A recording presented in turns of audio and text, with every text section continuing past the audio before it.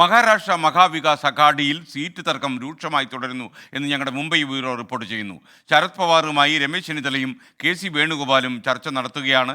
രാഹുൽ ഗാന്ധി നയിക്കുന്ന ഭാരത് ജോഡോ ന്യായയാത്രയുടെ അവസാന ദിനത്തെ പര്യടനം അല്പസമയത്തിനകം ഭിവണ്ടിയിൽ നിന്ന് ആരംഭിക്കുമെന്ന് അറിയുന്നു. ശ്രീനാഥ് ചന്ദ്രൻ മുംബൈയിൽ നിന്ന് ചേരുന്നു. Sreenath, good morning. മുംബൈക്ക് എങ്ങനെ ഇരിക്കുന്നു? കുറേ കാലമായി ശ്രീനാഥ് മുംബൈ തന്നെ ഉണ്ടല്ലോ. എനിക്കറിയാം, 6-7 വർഷം ഏഷ്യാൻ ന്യൂസിൻ്റെ ഭാഗമായിട്ട് മുംബൈയിൽ ഉണ്ടായിരുന്നു. എങ്ങനെ ഇരിക്കുന്നു മുംബൈ തെരഞ്ഞെടുപ്പ് കാലത്ത്?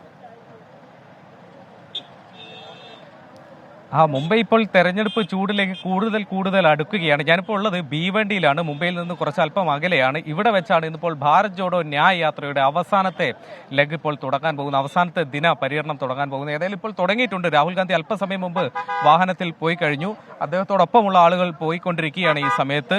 ഇന്നിപ്പോൾ ഭീവണ്ടിയിൽ നിന്ന് തുടങ്ങി വൈകിട്ടോടെ മുംബൈയിലേക്ക് എത്തും. ധാരാവി അടക്കമുള്ള വിവിധ ഇടങ്ങളിൽ അദ്ദേഹത്തിന് സ്വീകരണമുണ്ട്. അവിടെ പൊതുയോഗങ്ങളുണ്ട്. ഈ പൊതുയോഗങ്ങളിൽ രാഹുൽ ഗാന്ധി എന്താണ് അവസാന ദിനം പറയാൻ പോകുന്നത് എന്നത് ശ്രദ്ധേയമാണ്. കാരണം കഴിഞ്ഞ ദിവസങ്ങളിലൊക്കെ നമ്മൾ കണ്ടതാണ്, മഹാരാഷ്ട്രയിൽ പ്രവേശിച്ചതിന് ശേഷം ഓരോ ദിവസവും ഓരോ ഇടങ്ങളിൽ വെച്ച് നടത്തുന്ന റാലികളിൽ ഓരോ ജനവിഭാഗങ്ങളെ ലക്ഷ്യം വെച്ചുള്ള പ്രഖ്യാപനങ്ങൾ അദ്ദേഹത്തിന്റെ ഭാഗത്തു നിന്നുണ്ടായി.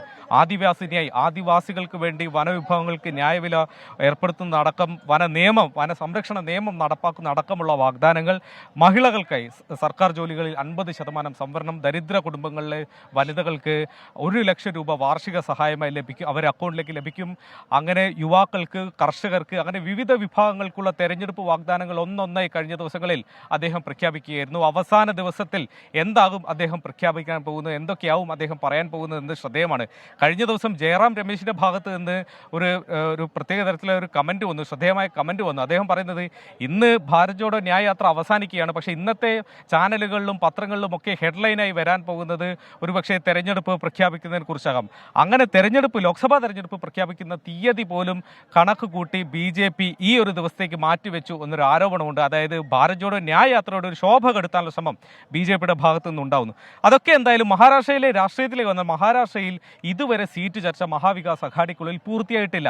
കോൺഗ്രസും NCPയും ശിവസേനയും ചേരുന്ന മുന്നണിക്കുള്ളിൽ ചർച്ചകൾ ഇപ്പോഴും നടക്കുന്നുണ്ട്. ഇന്നിപ്പോൾ രാവിലെ ശരത് പവാറിന്റെ മുംബൈയിലെ വസതിയായ സിൽവർ റോക്കിലേക്ക് KC വേണുഗോപാലും സംസ്ഥാനത്തിലെ കോൺഗ്രസിന്റെ ചുമതലയുള്ള രമേശ് ചെന്നിത്തലയും എത്തിയിട്ടുണ്ട്. ഒപ്പം സംസ്ഥാനത്തെ മുതിർന്ന നേതാവായ ബാലാസാഹിബ് തോറോട്ടും ഒപ്പമുണ്ട്. അവർ ഇപ്പോൾ ചർച്ച നടത്തിക്കൊണ്ടിരിക്കുകയാണ്. ഈ ചർച്ചയിലെങ്കിലും ഒരുപക്ഷെ ഇവർ തമ്മിൽ ഏതൊക്കെ സീറ്റിലാണ് തർക്കം നിൽക്കുന്നത് അതൊക്കെ പരിഹരിക്കാൻ കഴിഞ്ഞേക്കുമെന്നത് പ്രതീക്ഷിക്കുന്നു. BJP ഇതിനോടകം 20 സീറ്റിൽ, അവരുടെ 20 സിറ്റിംഗ് സീറ്റിൽ അവർ സ്ഥാനാർത്ഥികളെ പ്രഖ്യാപിച്ചു കഴിഞ്ഞു. കോൺഗ്രസിന്റെ മുന്നണിയിൽ ഇതുവരെ ഒരു പാർട്ടിക്കും സ്ഥാനാർത്ഥിയെ പ്രഖ്യാപിക്കാൻ കഴിഞ്ഞിട്ടില്ല എന്നത് തുടക്കത്തിൽ അവർക്ക് ഈ സ്ഥാനാർത്ഥി നിർണയ ചർച്ചകളിലൊക്കെ ഉണ്ടായിരുന്ന ഒരു അഡ്വാൻറ്റേജ് അത് കുറയുന്നതിന്റെ ഒരു സൂചന കൂടിയാണ്. SKN. Okay, thank you.